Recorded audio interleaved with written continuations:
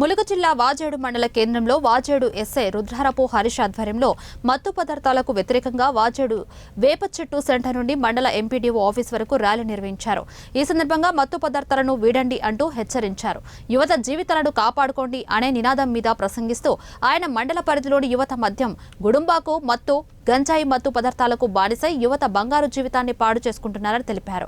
ఆ పద్ధతి మార్చుకొని జీవితాలు మెరుగుపరిచే విధంగా ఉన్నత విలువలు కలిగిన విద్యను అభ్యసించి రాబోయే తరాలకు మార్గనిర్దేశకంగా తయారవ్వాలని ఆశించారు. కార్యక్రమంలో Vajedu SI Harish, CRPF police బలగాలు పాల్గొన్నారు. అందరికీ నమస్కారం. నేను వాజేడు ఎస్ఐని.